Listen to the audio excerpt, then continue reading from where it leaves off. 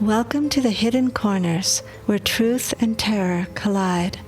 Discover a realm where the lines between the living and the supernatural blur, as you embark on a journey to the paranormal and visit the mysterious hidden corners of your mind.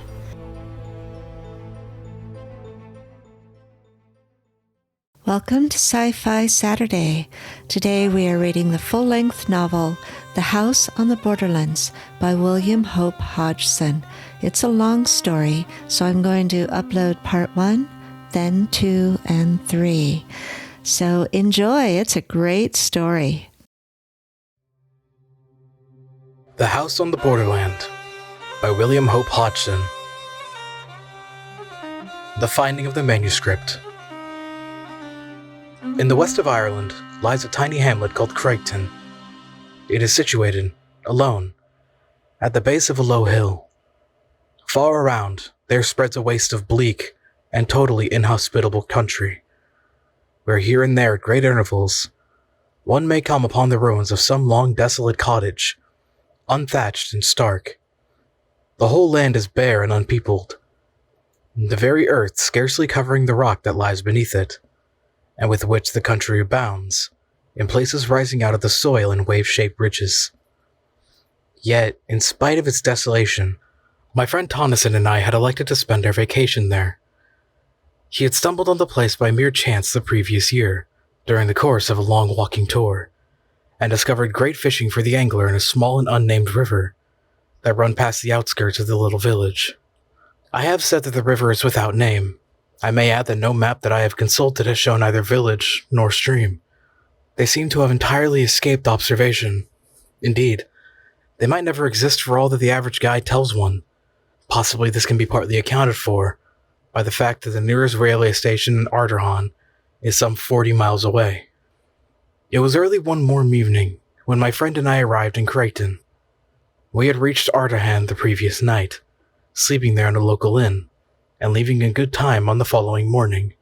It had taken us all day to accomplish our journey over some of the roughest tracks imaginable, with the result that we were thoroughly tired and somewhat bad-tempered.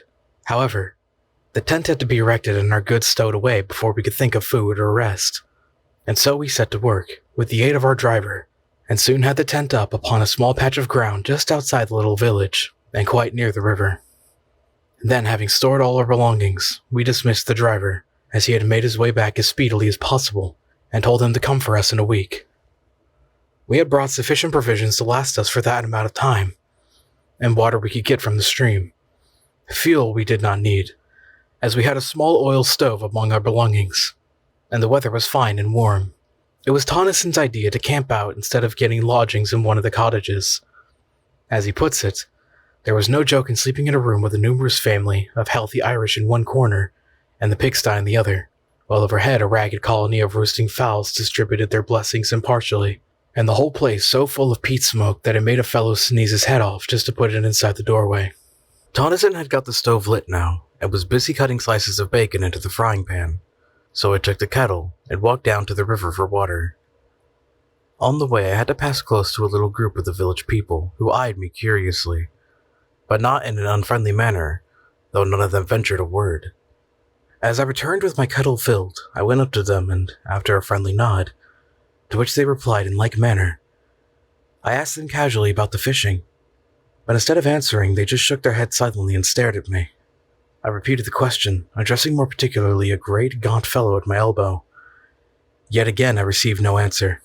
Then the man turned to a comrade and said something rapidly in a language that I did not understand, and at once, the whole crowd of them fell to jabbering in what after a few moments I guessed to be pure Irish.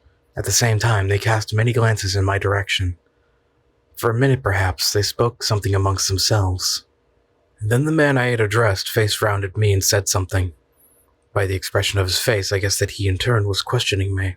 But now I had to shake my head and indicate that I did not comprehend what it was they wanted to know, and so we stood looking at one another, until I heard Tonneson calling to me to hurry up with the kettle.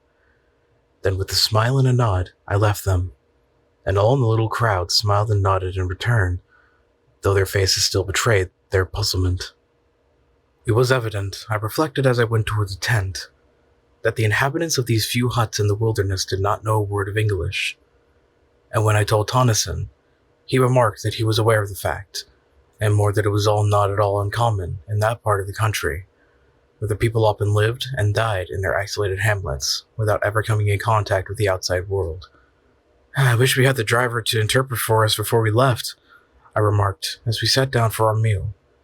It seems so strange for the people of this place not even to know what we've come for.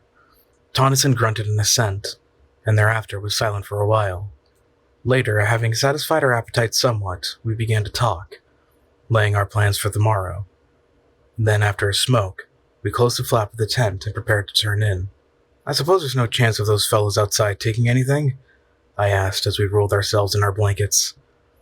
Tonneson said he did not think so, at least while we were about, and as he went on to explain, we could lock up everything except the tent and the big chest that we had brought to hold our provisions.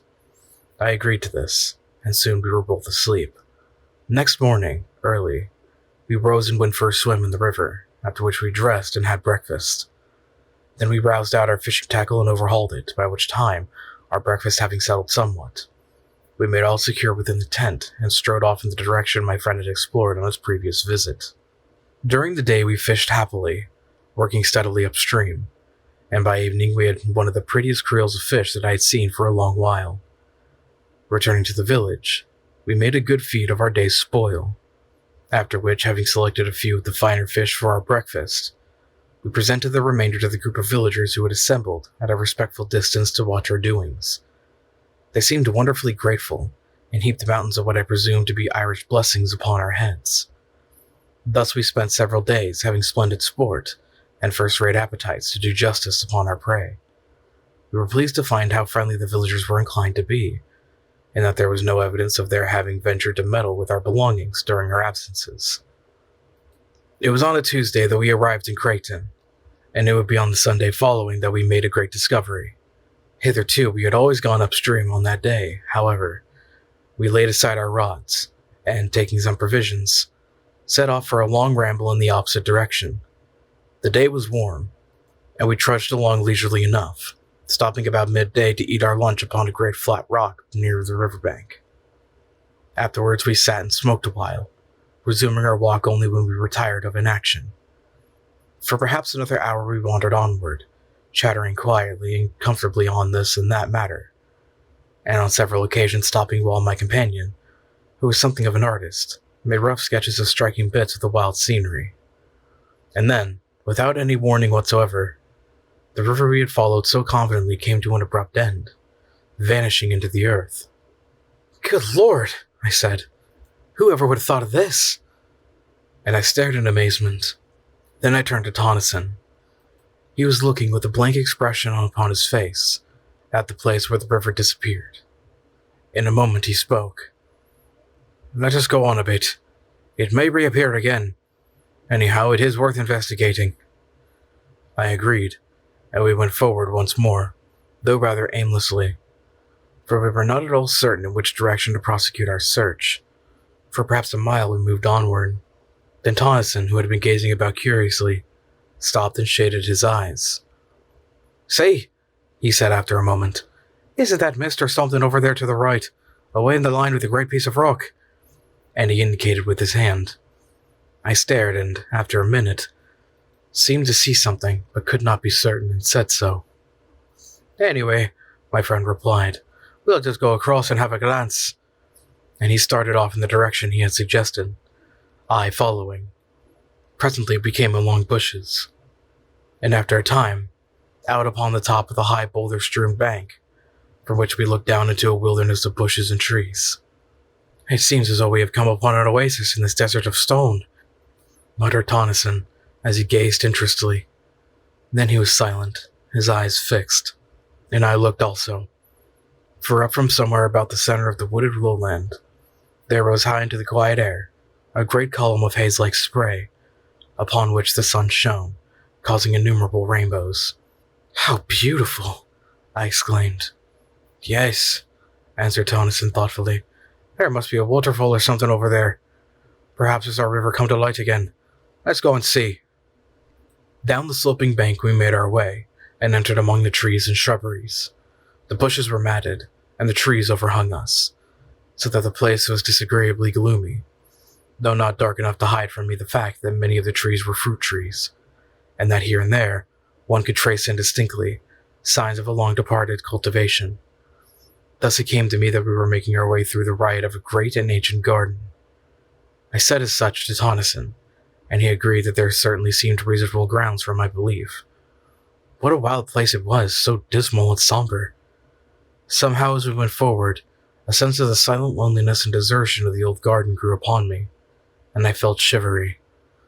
One could imagine things lurking among the tangled bushes, while in the very air of the place there seemed something uncanny. I think Tonneson was conscious of this also, though he said nothing. Suddenly we came to a halt. Through the trees there had grown upon our ears a distant sound. Tonneson bent forward, listening. I could hear it more plainly now. It was continuous and harsh, a sort of droning roar, seeming to come from far away. I experienced an uneasy, indescribable little feeling of nervousness. What sort of place was it into which we had got? I looked at my companion to see what he thought of the matter, and noted that there was only puzzlement in his face. And then as I watched his features, an expression of comprehension crept over them, and he nodded his head. "That's a waterfall," he exclaimed with conviction. "I know the sound now." And he began to push vigorously through the bushes in the direction of the noise. As we went forward, the sound became plainer continually, showing that we were heading straight toward it. Steadily, the roaring grew louder and nearer until it appeared, as I remarked to Tonneson, almost to come from under our feet. And still we were surrounded by the trees and shrubs. "Take care," Tonneson called to me. "Look where you're going." And then suddenly we came out from among the trees, onto a great open space, where not 6 paces in front of us yawned the mouth of a tremendous chasm, from the depths of which the noise appeared to rise, along with the continuous mist-like spray that we had witnessed from the top of the distant bank. For quite a minute we stood in silence, staring in bewilderment at the sight. Then my friend went forward cautiously to the edge of the abyss. I followed, and together we looked down through a boil of spray at a monster cataract of frothing water that burst, spouting, from the side of the chasm nearly 100 feet below. "Good Lord!" said Tonneson. I was silent and rather awed. The sight was so unexpectedly grand and eerie, though this latter quality came more upon me later. Presently I looked up across the further side of the chasm. There I saw something towering up among the spray. It looked like the fragment of a great ruin, and I touched Tonneson on the shoulder. He glanced round with a start, and I pointed toward the thing.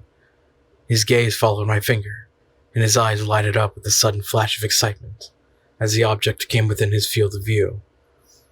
"Come along," he shouted above the uproar. "We'll have a look at it. There's something queer about this place. I feel it in my bones." And he started off, round at the first edge of the crater-like abyss.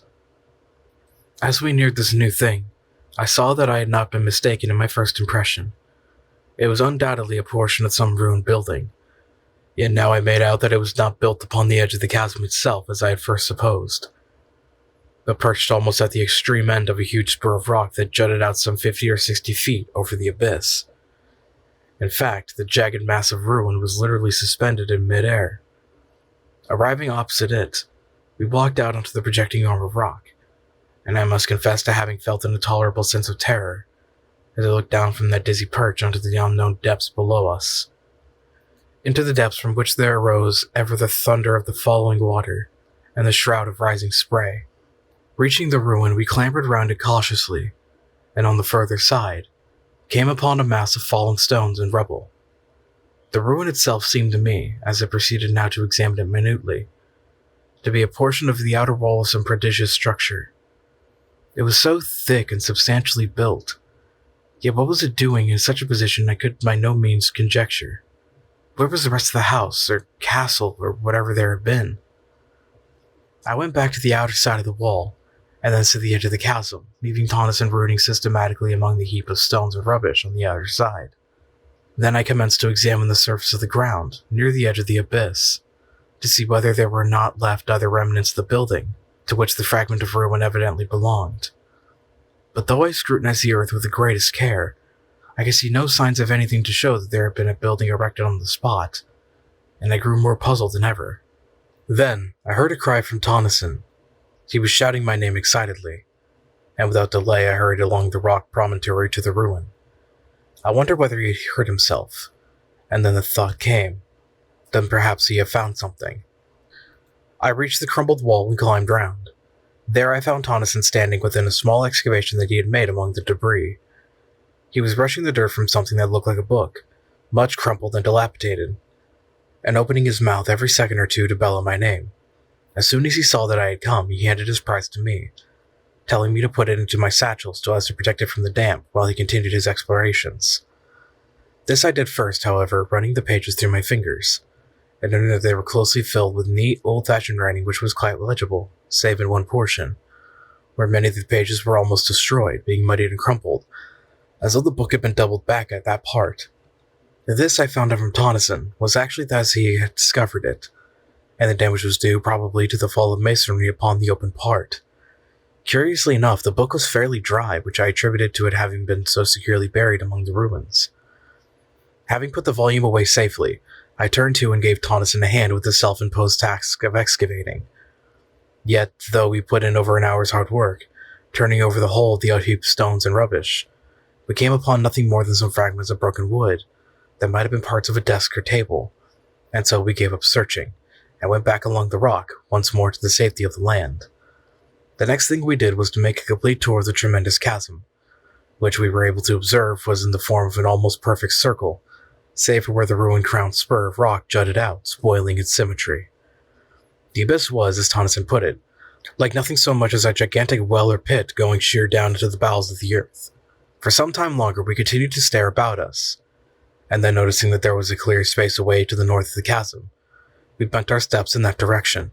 Here, distant from the mouth of the mighty pit by some hundreds of yards, we came upon a great lake of silent water. Silent, that is, save in one place where there was a continuous bubbling and gurgling. Now, being away from the noise of the spouting cataract, we were able to hear one another speak, without having to shout at the top of our voices. And I asked Tonneson what he thought of the place. I told him that I didn't like it, and the sooner we were out of it, the better I should be pleased. He nodded in reply, and glanced at the woods behind furtively. I asked him if he had seen or heard anything. He made no answer but stood silent, as though listening, and I kept quiet also.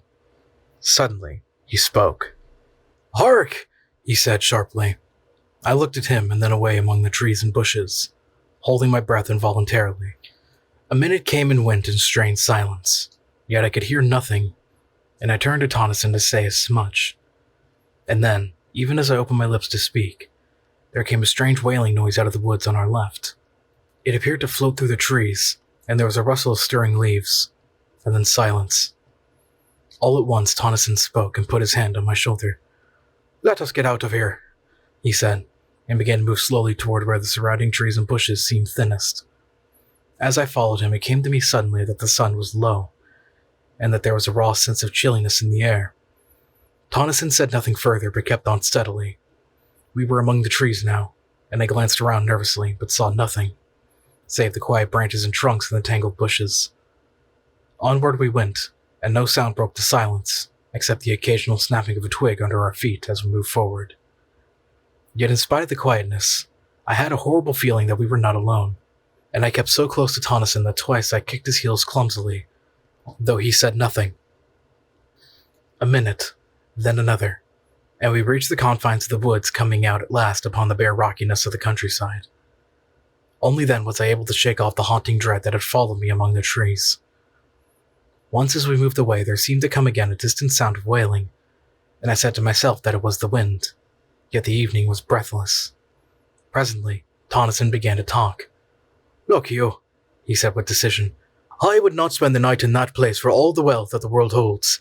There is something unholy, diabolical about it. It came to me all in a moment just after you spoke. It seems to me that the woods were full of vile things, you know." "Yes," I answered, and looked back toward the place. But it was hidden from us by a rise in the ground. "There's the book," I said, and I put the hand into the satchel. "You've got it safely?" He questioned with a sudden access of anxiety. "Yes," I replied. "Perhaps," he continued, "we shall learn something from it when we get back to the tent. But you better hurry too, we're a long way off still, and I don't fancy now being caught out here in the dark. It was 2 hours later when we reached the tent, and without delay we set to work to prepare a meal, for we had eaten nothing since our lunch at midday. With supper over, we cleared the things out of the way and lit our pipes. Then Tonneson asked me to get the manuscript out of my satchel. This I did, and then, as we could not both read from it at the same time, he suggested that I should read the thing out loud. "And mind," he cautioned, knowing my propensities, "don't go skipping half the book." Yet had he known what it contained, he would have realized how needless such advice was. For once at least, and there seated in the opening of our little tent, I began the strange tale of the House on the Borderland, for such was the title of the manuscript. This is told in the following pages.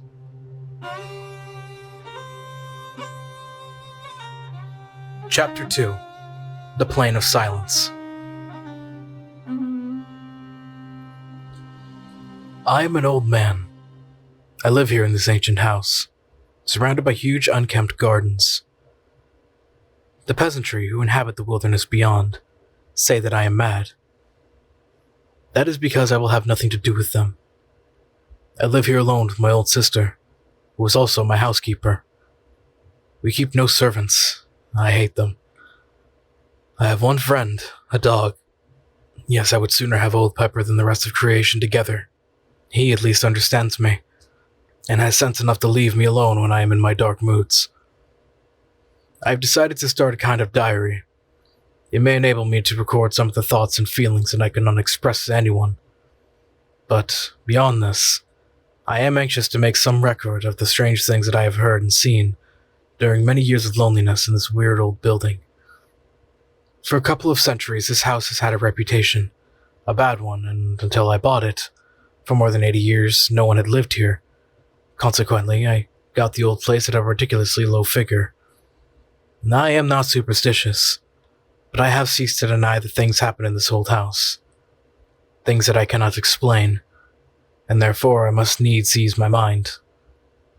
By writing down an account of them to the best of my ability, though, should this my diary ever be read when I am gone, the readers will but shake their heads, and be the more convinced that I was mad. This house, how ancient it is! Though its age strikes one less, perhaps, in the quaintness of its structure, which is curious and fantastic to the last degree. Little curved towers and pinnacles, with outlines suggestive of leaping flames, predominate, while the body of the building is in the form of a circle. I have heard that there is an old story, true amongst the country people, to the effect that the devil built the place. However this is as may be, true or not, I neither know nor care, save it as may have helped cheapen it ere I came. I must have been here some 10 years before I saw sufficient to warrant any belief in the stories current in the neighborhood about this house.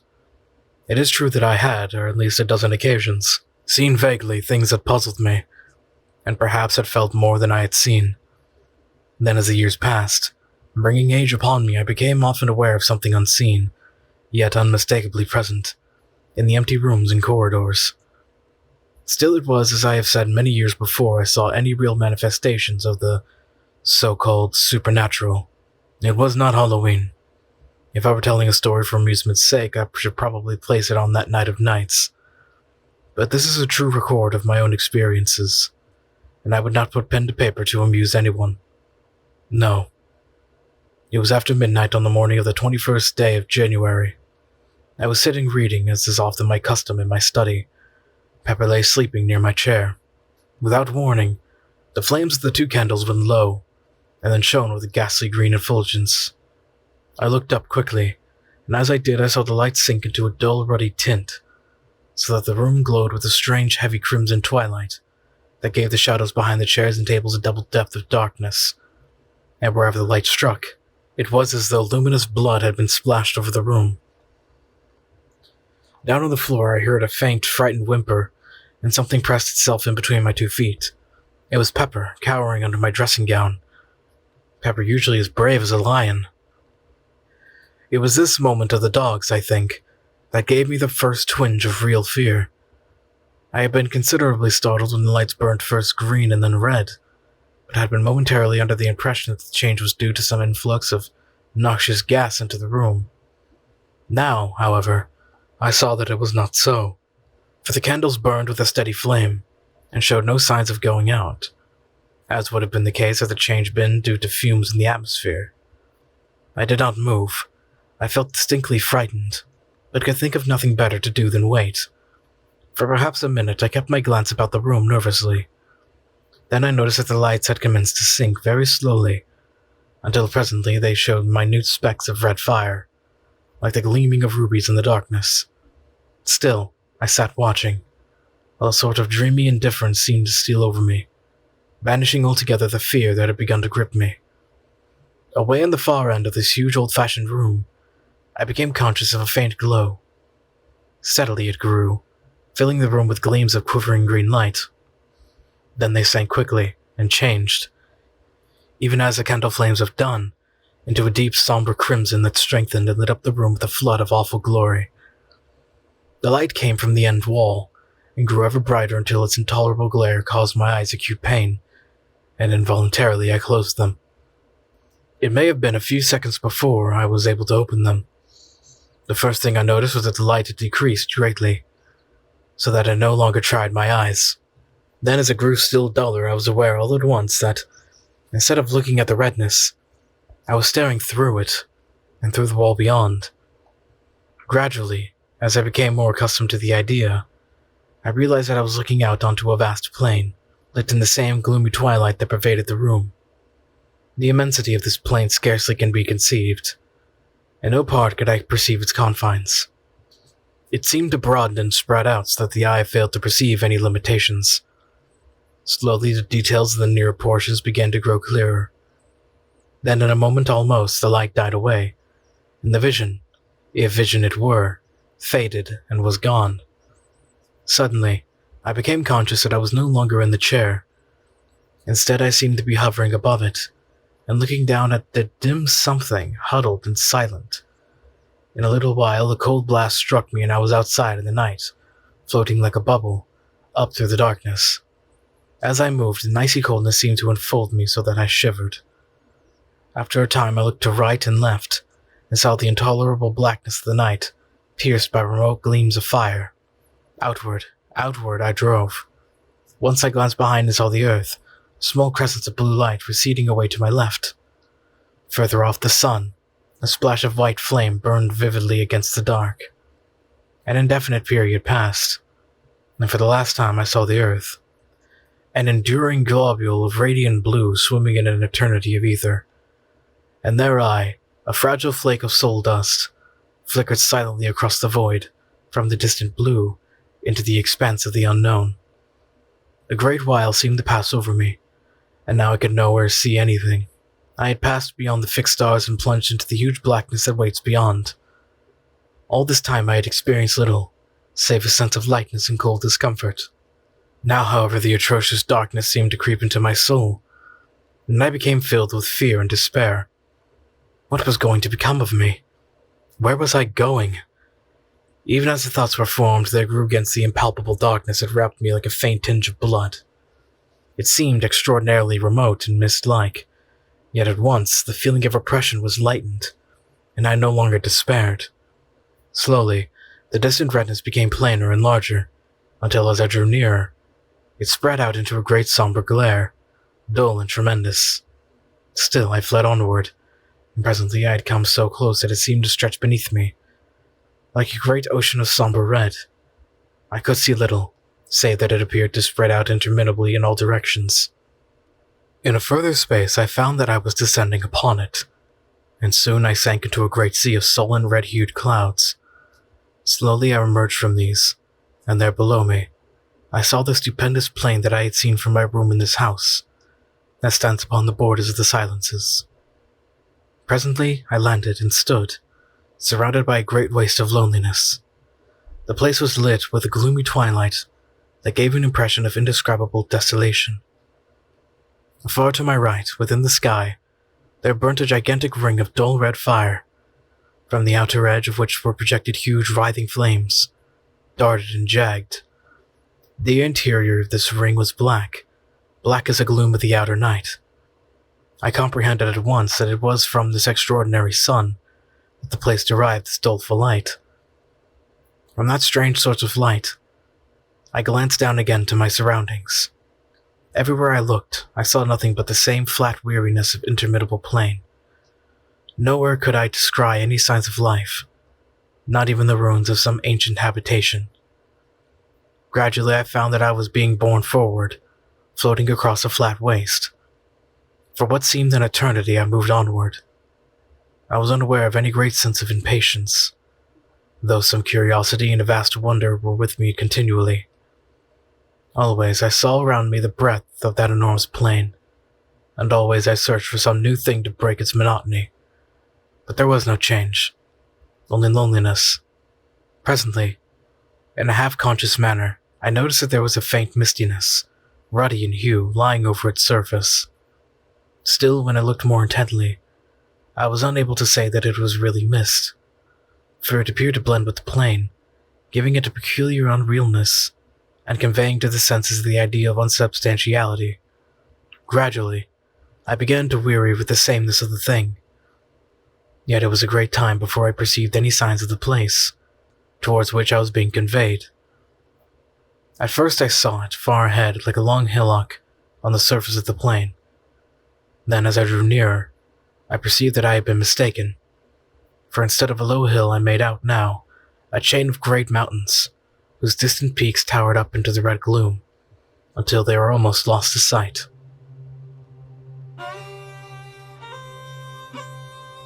Chapter 3. The House of the Arena. And so after a time I came to the mountains. Then the course of my journey was altered, and I began to move along their bases, until all at once I saw that I had come opposite to a vast rift, opening into the mountains.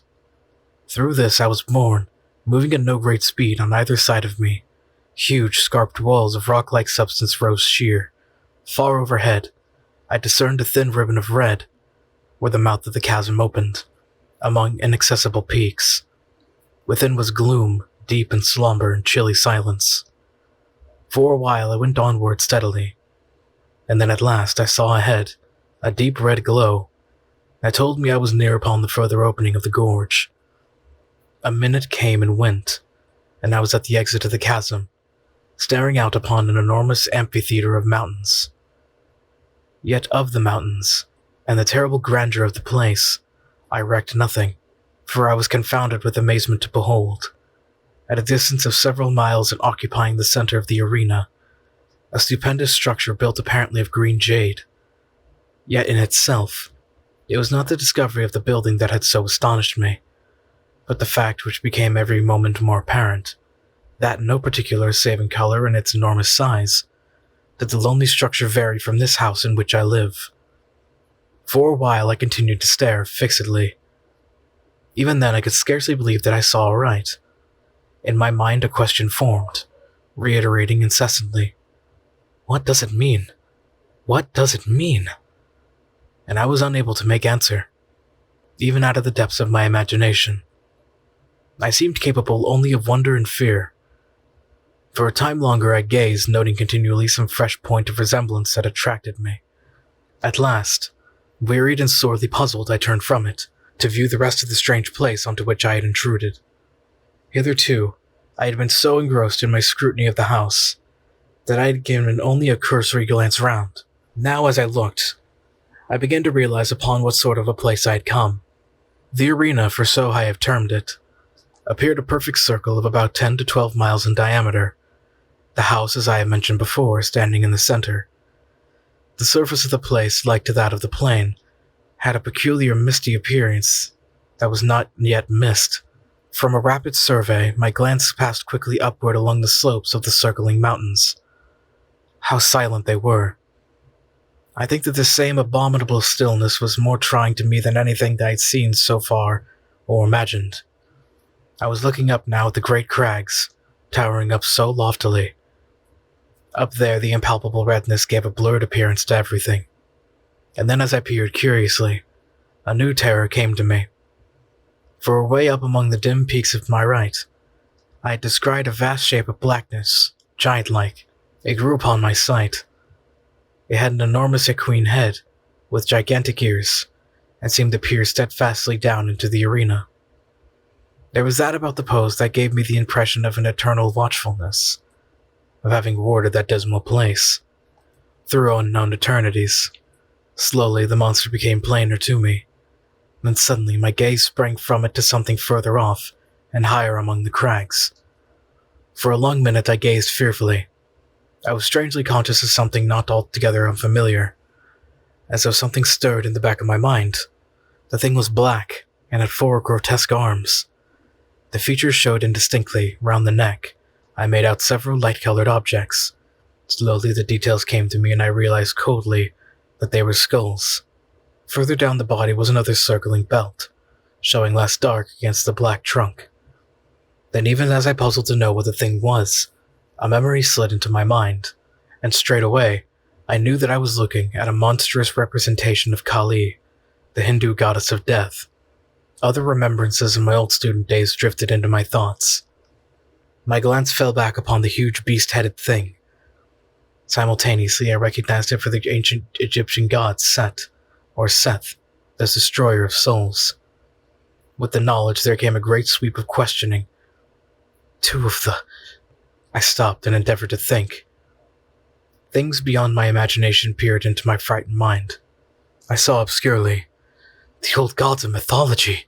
I tried to comprehend to what it was all pointing. My gaze dwelt flickeringly between the two. An idea came swiftly, and I turned and glanced rapidly upward, searching the gloomy crags away to my left. Something loomed out under a great peak, a shape of grayness. I wondered how I had not seen it earlier, and then I remembered I had not yet viewed that portion. I saw it more plainly now. It was, as I have said, gray. It was a tremendous head, but no eyes. That part of its face was blank. Now I saw there were other things up among the mountains. Further off, reclining on a lofty ledge, I made out a livid mass, irregular and ghoulish. It seemed without form, save for an unclean half-animal face that looked out, vilely, from somewhere about its middle. And then I saw others. There were hundreds of them. They seemed to grow out of the shadows. Several I recognized almost immediately as mythological deities.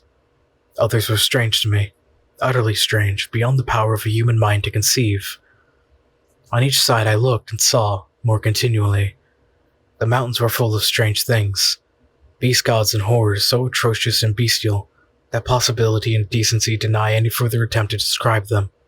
And I was filled with a terrible sense of overwhelming horror and fear and repugnance.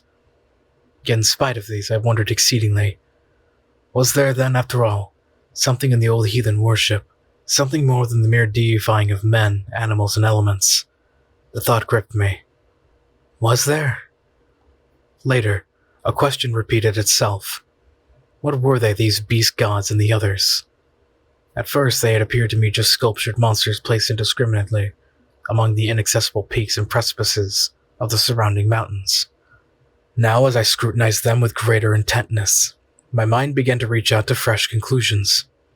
There was something about them, an indescribable sort of silent vitality that suggested, to my broadening consciousness, a state of life and death, something that was by no means life, as we understand it, but rather an inhuman form of existence that might well be likened to a deathless trance, a condition in which it was possible to imagine their continuing eternally immortal.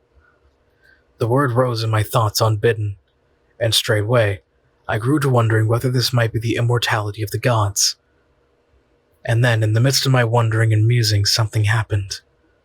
Until then, I had been staying just within the shadow of the exit of the Great Rift.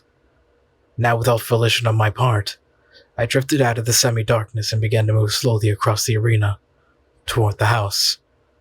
At this, I gave up all thoughts of those prodigious shapes above me, and could only stare, frightenedly, at the tremendous structure towards which I was being conveyed so remorselessly. Yet though I searched earnestly, I could discover nothing that I had not already seen, and so it became gradually calmer. Presently I had reached a point more than halfway between the house and the gorge. All around was spread the stark loneliness of the place, and the unbroken silence. Steadily I neared the great building. Then all at once something caught my vision. Something that came round one of the huge buttresses of the house, and so into full view. It was a gigantic thing and moved with a curious lope, going almost upright, after the manner of a man. It was quite unclothed and had a remarkable luminous appearance, yet it was the face that attracted and frightened me the most. It was the face of a swine. Silently, intently, I watched this horrible creature and forgot my fear momentarily in my interest in its movements. It was making its way cumberously round the building, stopping as it came to each window to peer in and shake at the bars, with which, as in this house, they were protected. And whether it came to a door, it would push at it, fingering the fastening stealthily. Evidently, it was searching for an ingress into the house. I had come now to within less than a quarter of a mile of the great structure, and still I was compelled forward. Abruptly, the thing turned and gazed hideously in my direction. It opened its mouth, and for the first time, the stillness of that abominable place was broken by a deep, booming note that sent an added thrill of apprehension through me. Then immediately, I became aware that it was coming towards me, swiftly and silently. In an instant, it had covered half the distance that lay between, and still I was borne helplessly to meet it. Only 100 yards, and the brutish ferocity of the giant face numbed me with a feeling of unmitigated horror. I could have screamed in the supremeness of my fear, and then, in the very moment of my extremity and despair, I became conscious that I was looking down upon the arena from a rapidly increasing height. I was rising. In an inconceivably short while, I had reached an altitude of many hundred feet.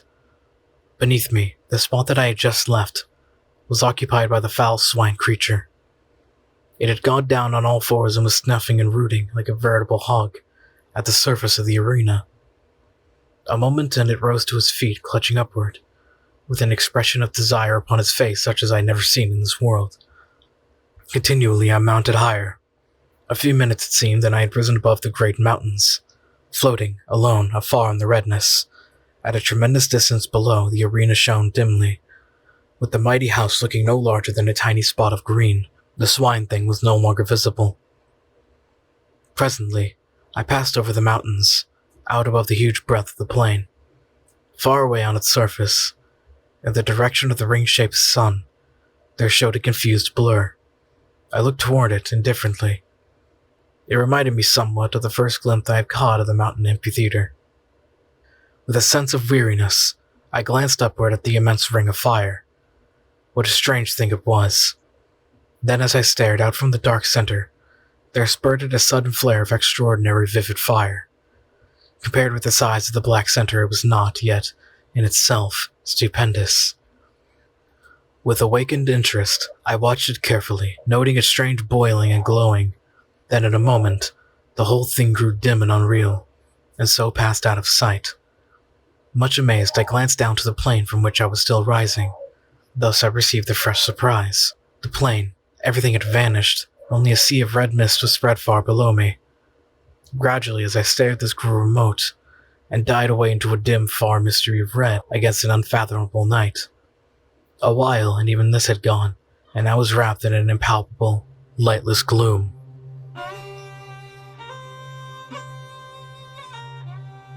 Chapter 4. The Earth.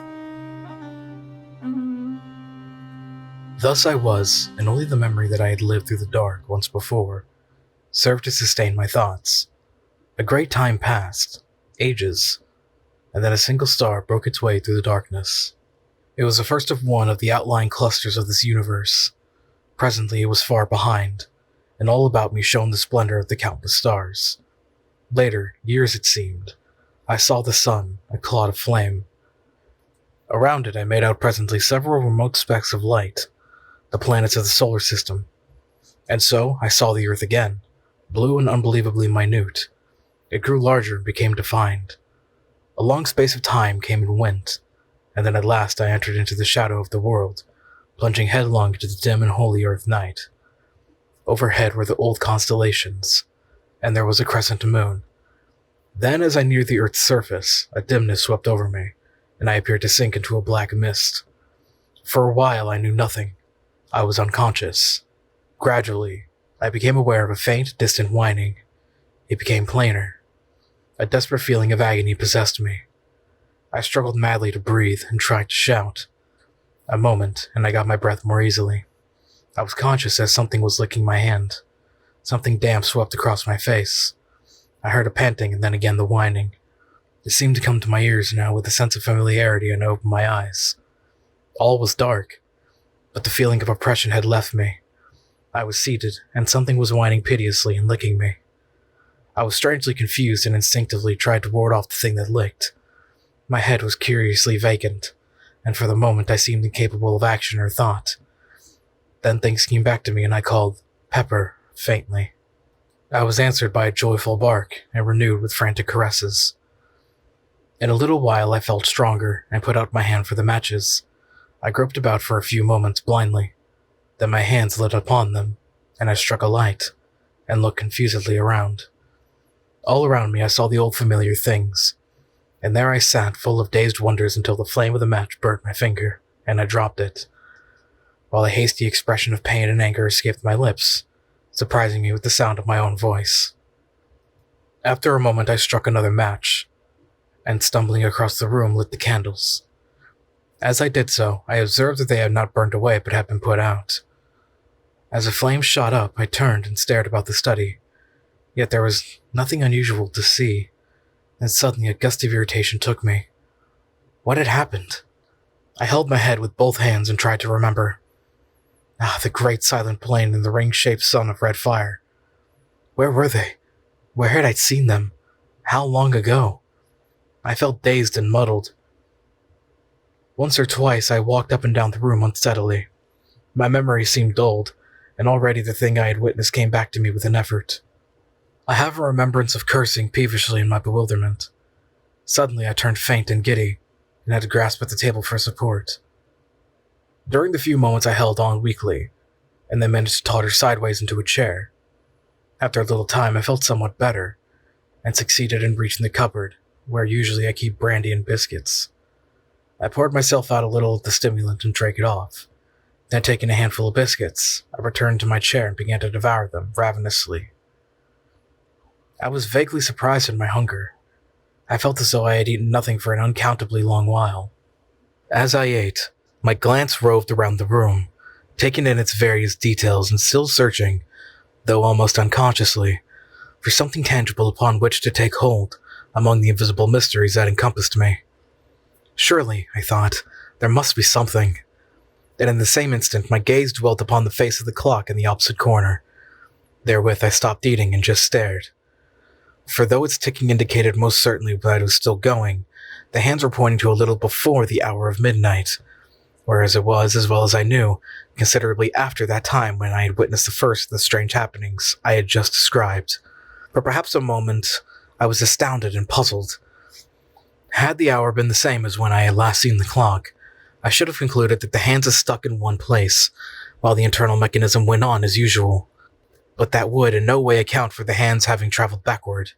Then, even as I turned the matter over in my wearied brain, the thought flashed upon me that it was now close upon the morning of the 22nd, and that I had been unconscious of the visible world through the greater proportion of the last 24 hours.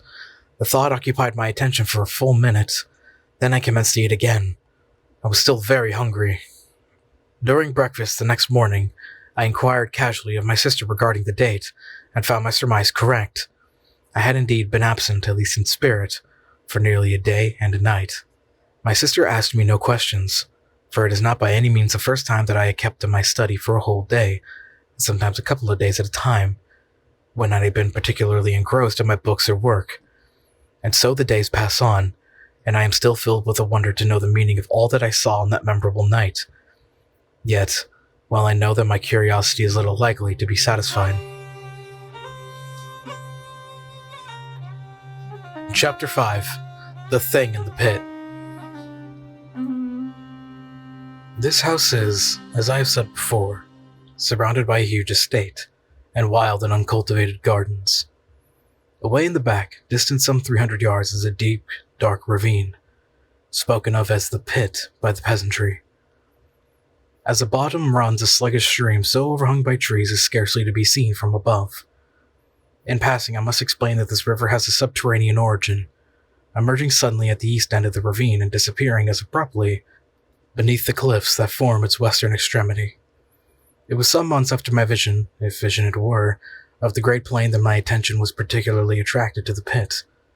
I happened one day to be walking along its southern edge when suddenly several pieces of rock and shale were dislodged from the face of the cliff immediately beneath me, and fell with a sullen crash through the trees. I heard them splash in the river at the bottom, and then silence. I should not have given this incident more than a passing thought, had not Pepper at once begun to bark savagely. Nor would he be silent when I bade him, which is most unusual behavior on his part. Feeling that there must be someone or something in the pit, I went back to the house quickly for a stick. When I returned, Pepper had ceased his barks and was growling and smelling uneasily along the top. Whistling to him to follow me, I started to descend cautiously. The depth to the bottom of the pit must be about 150 feet, and some time as well as considerable care was expended before we reached the bottom in safety. Once down, Pepper and I started to explore along the banks of the river. It was very dark there due to the overhanging trees, and I moved warily, keeping my glance about me and my stick ready. Pepper was quiet now and kept close to me all the time. Thus we searched right up one side of the river without hearing or seeing anything. Then we crossed over by the simple method of jumping and commenced to beat our way back through the underbrush.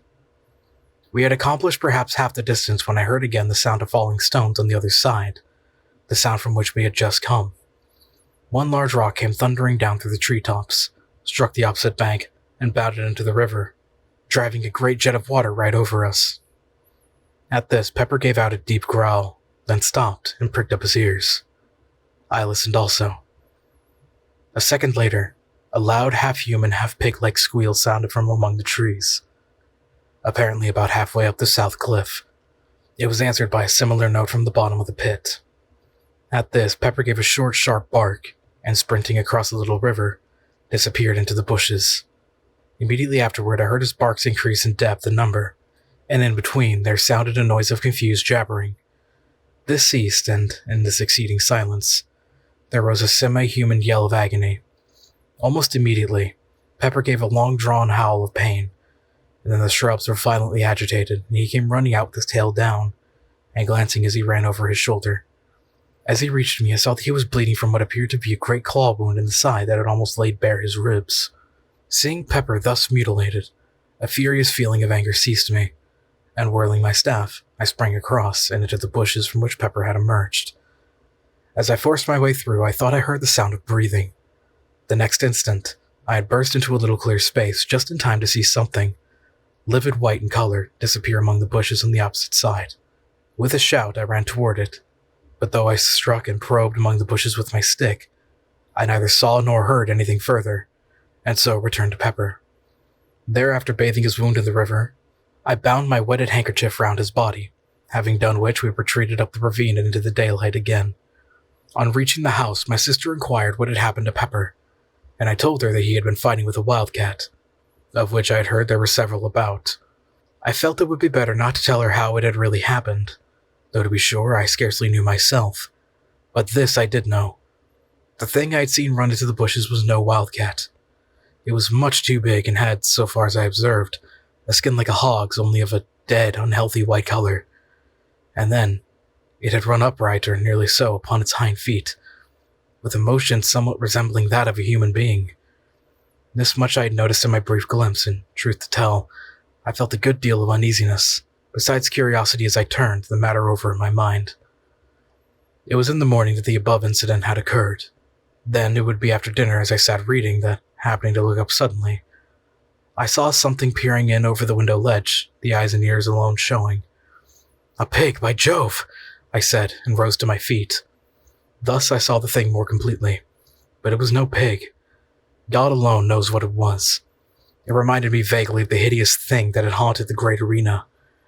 It had a grotesquely human mouth and jaw, but with no chin of which to speak. The nose was prolonged into a snout, thus it was that with the little eyes and queer ears gave it such an extraordinarily swine-like appearance. Of forehead there was little, and the whole face was of an unwholesome white color. For perhaps a minute I stared, looking at the thing, with an ever-growing feeling of disgust and some fear. The mouth kept jabbering inanely, and once emitted a half-swinish grunt. I think it was the eyes that attracted me the most. They seemed to glow at times with a horribly human intelligence, and kept flickering away from my face over the details of the room as though my stare disturbed it. It appeared to be supporting itself by two claw-like hands upon the windowsill. These claws, unlike the face, were of a clay-brown hue, and bore an indistinct resemblance to human hands, in that they had 4 fingers and a thumb, though these were webbed up to the first joint, much as are a duck's. Nails it had also, but so long and powerful that they were more like the talons of an eagle than aught else. As I have said before, I felt some fear, though almost of an impersonal kind. I may explain my feeling better by saying it was more of a sensation of abhorrence, such as one might expect to feel if brought in contact with something superhumanly foul, something unholy, belonging to some hitherto undreamt of state of existence. I cannot say that I grasped these various details of the brute at the time. I think they seemed to come back to me afterwards as though imprinted upon my brain. I imagine more that I saw as I looked at the thing, and the material details grew upon me later. For perhaps a minute I stared at the creature. Then as my nerves steadied a little, I shook off the vague alarm that held me, and took a step towards the window. Even as I did so, the thing ducked and vanished. I rushed to the door and looked round hurriedly, but only to tangled bushes and shrubs met my gaze. I ran back into the house and, getting my gun, sallied out to search through the gardens. As I went, I asked myself whether the thing I had just seen was likely to be the same of which I had caught a glimpse of in the morning. I inclined to think it was. I would have taken Pepper with me, but judged it better to give his wound a chance to heal. Besides, if the creature I had just seen was, as I imagined, his antagonist of the morning, it was not likely that he would be of much use. I began my search systematically. I was determined, if it were possible, to find and put an end to the swine thing. This was at least a material horror. At first I searched cautiously, with the thought of Pepper's wound in my mind, but as the hours passed and not a sign of anything living showed in the great lonely gardens, I became less apprehensive. I felt almost as though I would welcome the sight of it. Anything seemed better than this silence, with the ever-present feeling that the creature might be lurking in every bush I passed. Later I grew careless of danger to the extent of plunging right through the bushes, probing with my gun barrel as I went. At times I shouted, but only the echoes answered back. I thought thus perhaps to frighten or stir the creature to showing itself, but only succeeded in bringing my sister Mary out, to know what was the matter. I told her that I had seen the wildcat that had wounded Pepper, and that I was trying to hunt it out of the bushes. She seemed only half satisfied and went back into the house, with an expression of doubt upon her face. I wonder whether she had seen or guessed anything. For the rest of the afternoon I prosecuted the search anxiously. I felt that I should be unable to sleep for that bestial thing haunting the shrubberies. And yet when evening fell, I had seen nothing. Then as I turned homeward, I heard a short, unintelligible noise among the bushes to my right. Instantly, I turned, and, aiming quickly, fired in the direction of the sound. Immediately afterwards, I heard something scuttling away among the bushes, and moved rapidly, and in a minute was gone out of hearing. After a few steps, I ceased my pursuit, realizing how futile it must be in the fast-gathering gloom, and so with a curious feeling of depression, I entered the house. That night, after my sister had gone to bed, I went round to all the windows and doors on the ground floor, and saw that they were securely fastened. This precaution was scarcely necessary as regards the windows, as all of those in the lower story are strongly barred, but with the doors, of which there are 5, it was wisely thought as not one was locked. Having secured these, I went to my study, yet somehow, for once, the place jarred upon me. It seemed so huge and echoey. For some time I tried to read, but at last finding it impossible, I carried my book down to the kitchen, where a large fire was burning, and I sat there. I dare say I had read for a couple of hours, when suddenly I heard a sound that made me lower my book and listen intently. It was a noise of something rubbing or fumbling against the back door. Once the door creaked loudly, as though force were being applied to it. During those few short moments, I experienced an indescribable feeling of horror, such as I should have believed impossible. My hands shook, a cold sweat broke out on me, and I shivered violently. Gradually, I calmed. The steady movements outside had ceased. Then for an hour I sat silent and watchful. All at once a feeling of fear took me again. I felt as I imagined an animal must under the eye of a snake. Yet now I could hear nothing. Still, there was no doubting that some unexplained influence was at work. Gradually, imperceptibly almost, something stole of my ear. A sound that resolved itself into a faint murmur.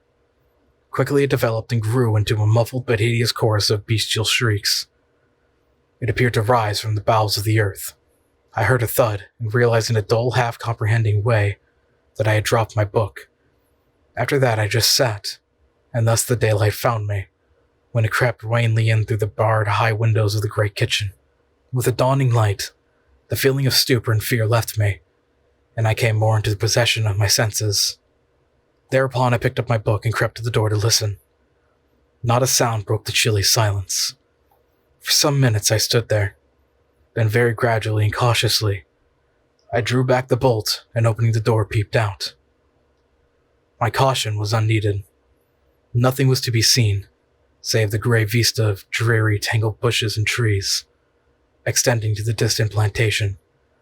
With a shiver, I closed the door and made my way quietly up to bed.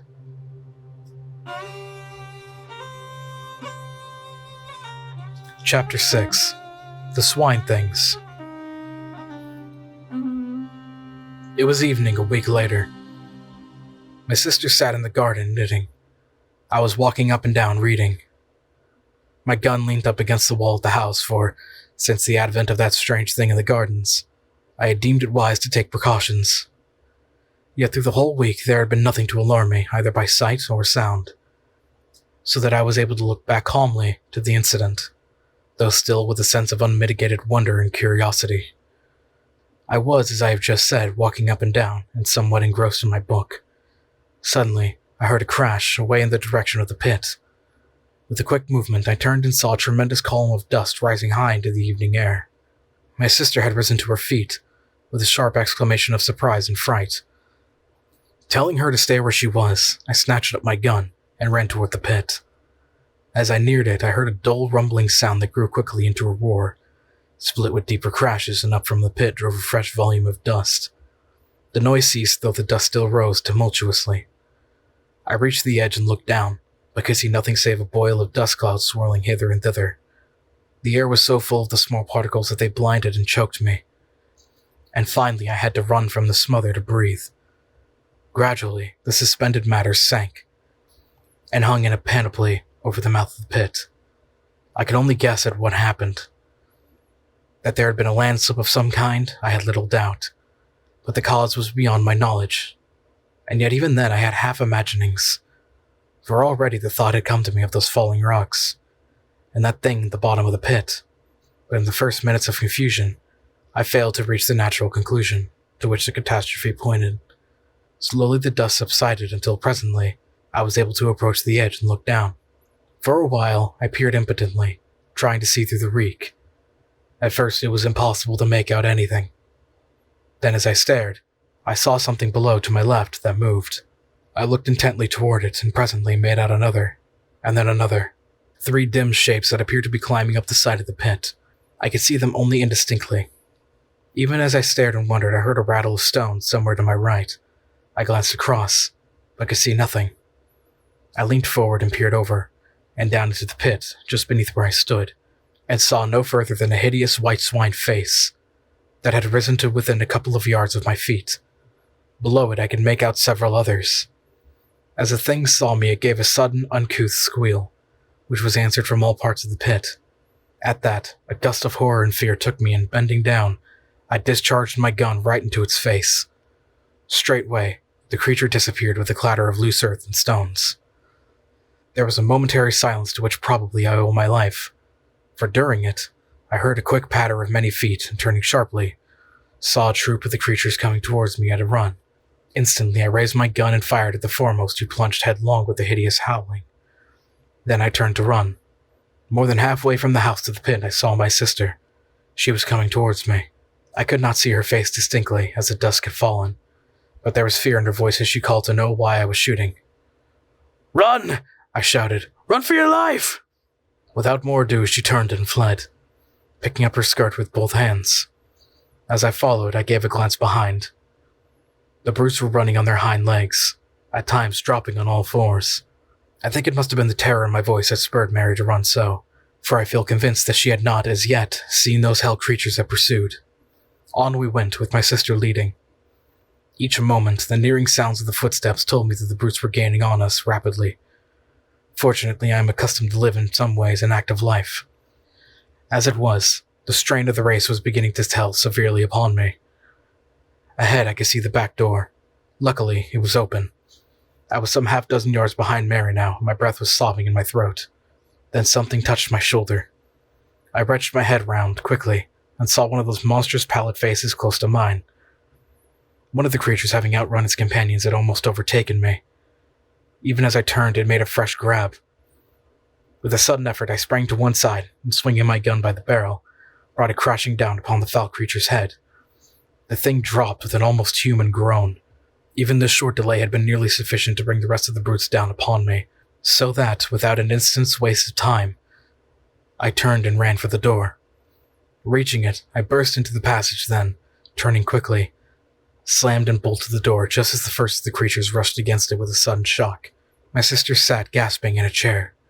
She seemed in a fainting condition, but I had no time to spend on her. I had to make sure that all the doors were fastened. Fortunately, they were. The one leading from my study into the gardens was the last to which I went. I had just had time to note that it was secured when I thought I heard a noise outside. I stood perfectly silent and listened. Yes. Now I could distinctly hear a sound of whispering, and something slithered over the panels with a rasping, scratchy noise. Evidently some of the brutes were feeling with their claw hands about the door, to discover whether there were any means of ingress. That the creature should so soon have found the door was, to me, a proof of their reasoning capabilities. It assured me that they must not be regarded by any means as mere animals. I had felt something of this before with that first thing peered in through my window. Then I had applied the term superhuman to it, with an almost instinctive knowledge that the creature was something different from the brute beast, something beyond human yet in no good sense, but rather as something foul and hostile to the great and good in humanity. In a word, as something intelligent and yet inhuman. The very thought of the creatures filled me with revulsion. Now I bethought me of my sister, and going to the cupboard, I got out a flask of brandy and a wine glass. Taking these, I went down to the kitchen, carrying a lighted candle with me. She was not sitting in the chair, but had fallen out and was lying upon the floor, face downward. Very gently I turned her over and raised her head somewhat. Then I poured a little of the brandy between her lips. After a while she shivered slightly. A little later she gave several gasps and opened her eyes.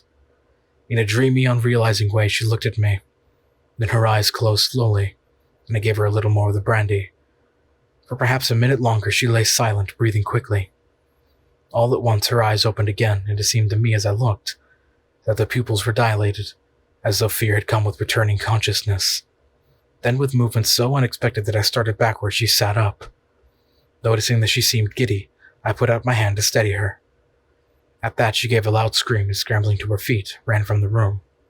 For a moment I stayed there, kneeling and holding the brandy flask. I was utterly puzzled and astonished. Could she be afraid of me? But no. Why would she? I could only conclude that her nerves were badly shaken, and that she was temporarily unhinged. Upstairs I heard a door bang loudly, and I knew that she had taken refuge in her room. I put the flask down on the table. My attention was distracted by a noise in the direction of the back door. I went toward it and listened. It appeared to be shaken, as though some of the creatures struggled with it silently, but it was far too strongly constructed and hung to be easily moved. Out in the gardens rose a continuous sound. It might have been mistaken by a casual listener for the grunting and squealing of a herd of pigs, but as I stood there, it came to me that there was sense and meaning to all those swinish noises. Gradually, I seemed able to trace a semblance in it to human speech, gluttonous and sticky, as though each articulation was made with difficulty. Yet nevertheless, I was becoming convinced that it was no mere medley of sounds, but a rapid interchange of ideas. By this time it had grown quite dark in the passages, and from these came all the varied cries and groans in which an old house is so full after nightfall. It is no doubt because things are then quieter, and one has more leisure to hear. Also, there may be something in the theory that the sudden change of temperature at sundown affects the structure of the house somewhat, causing it to contract and settle, as it were, for the night. However, this is as may be, but on that night in particular, I would gladly have been quit on so many eerie noises. It seemed to me that each crack and creak was a coming of one of those things along the dark corridors, though I knew in my heart that this could not be, for I had seen myself that all the doors were secure. Gradually, however, these sounds grew on my nerves to such an extent that were it only to punish my cowardice, I felt I must make the round of the basement again, and if anything were there, face it. And then I would go up to my study, for I knew sleep was out of the question, with the house surrounded by creatures, half beasts, half something else, and entirely unholy.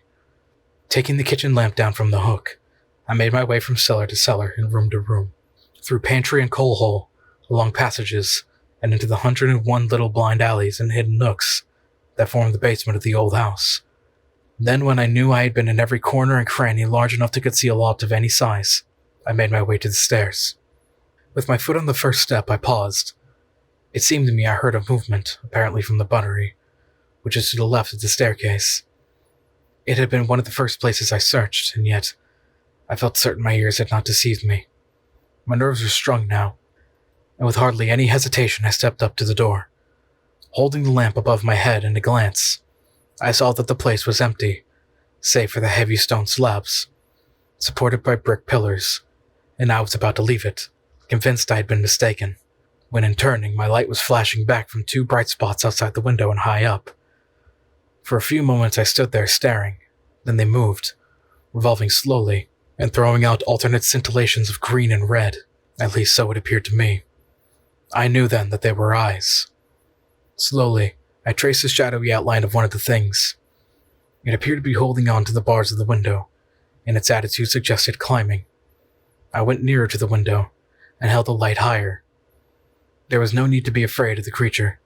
The bars were strong, and there was little danger of it being able to move them. And suddenly, in spite of that knowledge that the brute could not reach to harm me, I had a return to the horrible sensation of fear that had assailed me on that night a week previously. It was the same feeling of helpless, shuddering fright. I realized dimly that the creature's eyes were looking into mine with a steady, compelling stare. I tried to turn away, but could not. I seemed now to see the whole window through the mist. Then I thought other eyes came and peered, and yet others, until a whole galaxy of malignant, staring orbs seemed to hold me in thrall. My head began to swim and throb violently. Then I was aware of a feeling of acute physical pain in my left hand. It grew most severe, and literally forced my attention. With a tremendous effort I glanced down, and with that the spell that had held me was broken. I realized then that I had, in my agitation, unconsciously caught hold of the hot glass lamp, and burnt my hand badly. I looked up to the window again. The misty appearance had gone, and now I saw that it was crowded with dozens of bestial faces. With a sudden access of rage, I raised the lamp and hurled it full at the window. It struck the glass, smashing a pane, and passed between two of the bars out into the garden, scattering burning oil as it went. I heard several loud cries of pain, and as my sight became accustomed to the dark, I discovered that the creatures had left the window. Pulling myself together, I groped for the door. Having found it, made my way upstairs, stumbling at each step. I felt dazed, as though I had received a blow on the head. At the same time, my hand smarted badly, and I was full of a nervous, dull rage against those things. Reaching my study, I lit the candles. As they burnt up, their rays were reflected by the rack of firearms on the side wall. At the sight, I remembered that I had there a power which, as I had proved earlier, seemed as fatal to those monsters as to more ordinary animals, and I determined I would take the offensive. First of all, I bound up my hand, for the pain was fast becoming intolerable. After that it seemed easier, and I crossed the room to the rifle stand. There I selected a heavy rifle, an old tried weapon, and having procured ammunition, I made my way up into one of the small towers from which the house is crowned.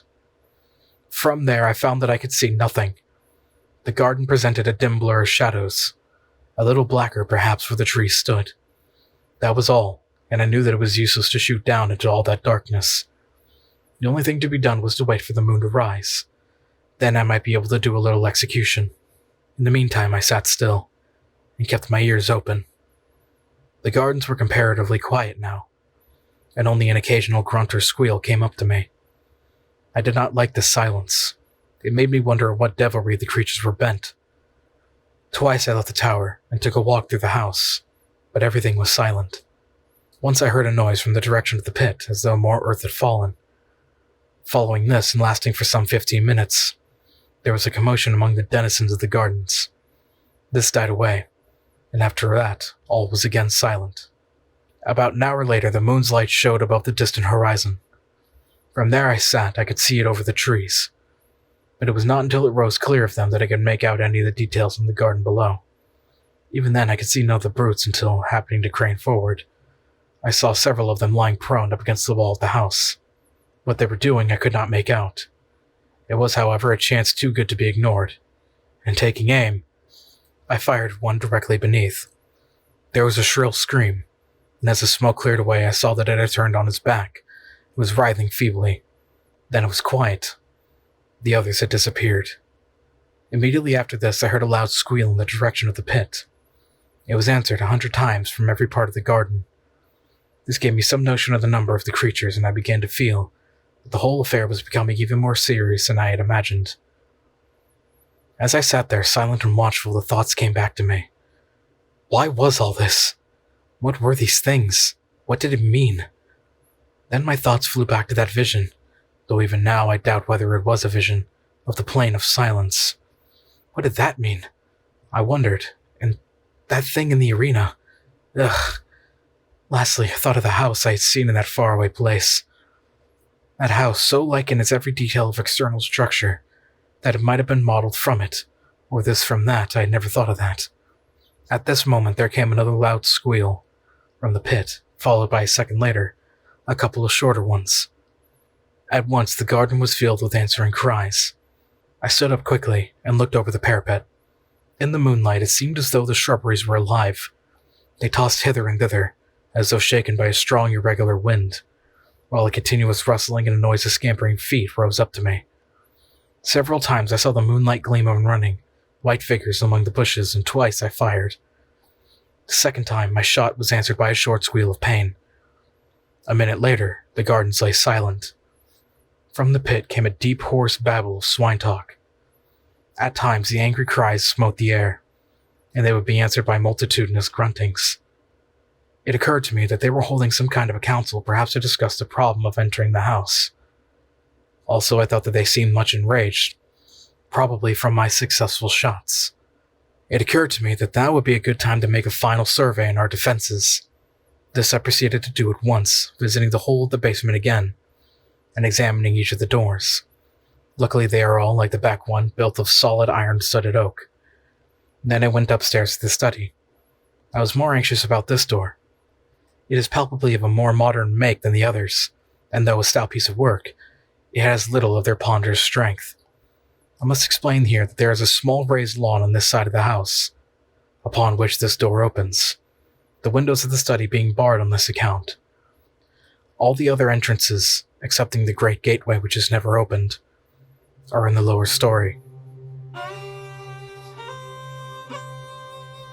Chapter 7. The Attack. I spent some time puzzling how to strengthen the sturdy door.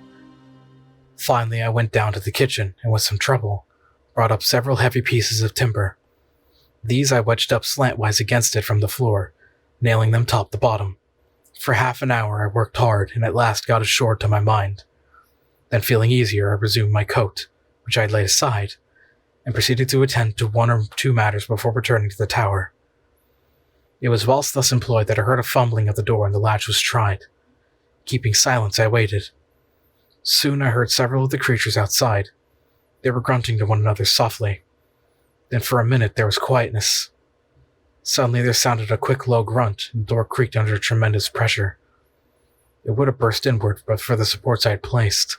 The strain ceased as quickly as it had begun, and there was more talk. Presently, one of the things squealed softly. I heard the sound of the others approaching. There was a short confabulation, then again silence, and I realized that they had called several more to assist. Feeling that now was the supreme moment, I stood ready with my rifle presented. If the door gave, I would at least slay as many as possible. Again came the low signal, and once more the door cracked under the huge force. For a minute, perhaps, the pressure was kept up, and I waited nervously, expecting each moment to see the door come down with a crash. But no, the struts held, and the attempt proved abortive. Then followed more of the horrible grunting talk, and whilst it lasted, I thought I distinguished the noise of fresh arrivals. After a long discussion, during which the door was several times shaken, they became quiet once more, and I knew that they were going to make a third attempt to break it down. I was almost in despair. The props had been severely tried in the 2 previous attacks, and I was sorely afraid that this would prove too much for them. At that moment, like an inspiration, a thought flashed into my troubled brain. Instantly, for it was no time to hesitate, I ran from the room, and up stair after stair. This time it was not to one of the towers that I went, but out onto the flat, lidded roof itself. Once there, I raced across to the parapet. I walls it round and looked down. As I did so, I heard the short, grunted signal, and even up there, caught the crying of the door under the assault. There was not a moment to lose, and leaning over, I aimed quickly and fired. The report rang sharply, and almost blending with it came the loud splut of the bullet striking its mark. From below rose a shrill wail, and the door ceased its groaning. Then, as I took my way from off the parapet, a huge piece of the stone coping slid from under me, and fell with a crash among the disorganized throng beneath. Several horrible shrieks quavered through the night air, and then I heard a sound of scampering feet. Cautiously, I looked over. In the moonlight, I could see the gray coping stone lying right across the threshold of the door. I thought I saw something under it, several things, white, but I could not be sure. And so a few minutes passed. As I stared, I saw something coming round out of the shadow of the house. It was one of the things. It went up to the stone silently and bent down. I was unable to see what it did. In a minute, it stood up. It had something in its talons, which it put into its mouth and tore at. For a moment, I did not realize. Then slowly, I comprehended the thing was stooping again. It was horrible. I started to load my rifle. When I looked again, the monster was tugging at the stone, moving it to one side. I leaned the rifle on the coping and pulled the trigger. The brute collapsed on its face and kicked slightly. Simultaneously, almost with the report, I heard another sound, that of breaking glass. Waiting only to recharge my weapon, I ran from the roof and down the first 2 flights of stairs. Here I paused to listen. As I did so, there came another tinkle of falling glass. It appeared to come from the floor below. Excitedly, I sprang down the steps and, guided by the rattle of the window sash, reached the door of one of the empty bedrooms at the back of the house. I thrust it open. The room was dimly illuminated by the moonlight, most of the light being blotted out by moving figures at the window. Even as I stood, one crawled through into the room. Leveling my weapon, I fired point blank at it, filling the room with a deafening bang. When the smoke cleared, I saw that the room was empty and the window free. The room was much lighter. The night air blew in, coldly, through the shattered panes. Down below in the night, I could hear a soft moaning, and a confused murmur of swine voices. Stepping to one side of the window, I reloaded and then stood there, waiting. Presently, I heard a scuffling noise. From where I stood in the shadow, I could see without being seen. Nearer came the sounds, and then I saw something come up above the sill and clutch at the broken window frame. It caught a piece of the woodwork, and now I could make out that it was a hand and arm. A moment later, the face of one of the swine creatures rose into view. Then, before I could use my rifle or do anything, there came a sharp crack, and the window frame gave way under the weight of the thing. The next instant, a squashing thud and a loud outcry told me that it had fallen to the ground. With the savage hope that it had been killed, I went to the window. The moon had gone beyond a cloud so that I could see nothing, though a steady hum of jabbering just beneath where I stood indicated that there were several more of the brutes close at hand. As I stood there looking down, I marveled at how it had been possible for the creatures to climb so far, for the wall is comparatively smooth, while the distance of the ground must be at least 80 feet. All at once, as I bent peering, I saw something indistinctly that cut the gray shadow of the house side with a black line. It passed the window to the left, at a distance of about 2 feet. Then I remembered it was a gutter pipe that had been put there some years ago to carry off the rainwater. I had forgotten about it.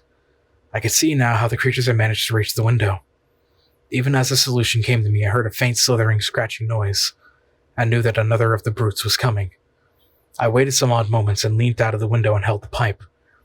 To my delight, I found that it was quite loose, and I managed, using the rifle barrel as a crowbar, to lever it out from the wall, I worked quickly. By taking hold of both hands, I wrenched the whole concern away and hurled it down, with the thing still clinging to it, into the garden. For a few minutes longer I waited there, listening. But after the first general outcry, I heard nothing. I knew now that there was no more reason to fear an attack from this quarter. I had removed the only means of reaching the window, and as none of the other windows had any adjacent water pipes, to tempt the climbing power of the monsters, I began to feel more confident of escaping their clutches. Leaving the room, I made my way down to the study. I was anxious to see how the door had withstood the test of that last assault. Entering, I lit 2 of the candles and then turned to the door. One of the large props had been displaced, and on that side, the door had been forced inward some 6 inches. It was providential that I had managed to drive the brutes away just when I did, and that coping stone. I wondered vaguely how I had managed to dislodge it.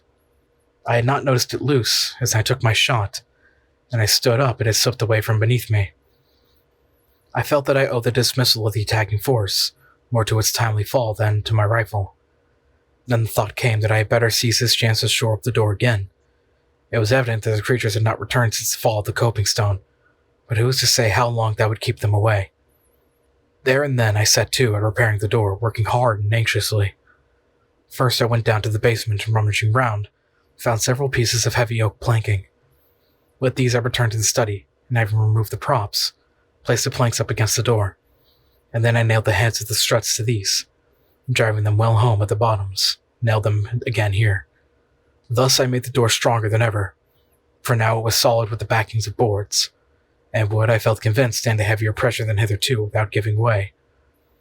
After that I lit the lamp that I had brought from the kitchen and went down to have a look at the lower windows. Now that I had seen an instance of the strength the creatures possessed, I felt considerable anxiety about the windows on the ground floor, in spite of the fact that they were so strongly barred. I went first to the buttery, having a vivid remembrance of my late adventure there. The place was chilly, and the wind, soughing in through the broken glass, produced an eerie note. Apart from the general air of dismalness, the place was as I had left it the night before. Going up to the window, I examined the bars closely, noting as I did so their comfortable thickness. Still, as I looked more intently, it seemed to me that the middle bar was bent slightly from the straight, yet it was but trifling, and it might have been so for years. I had never before noticed them particularly. I put my hand through the broken window and shook the bar. It was as firm as a rock. Perhaps the creatures had tried to start it, and finding it beyond their power, ceased from the effort. After that I went round to each of the windows in turn, examining them with careful attention. But nowhere else could I trace anything to show that there had been any tampering. Having finished my survey, I went back to the study and poured myself out a little brandy. Then to the tower to watch.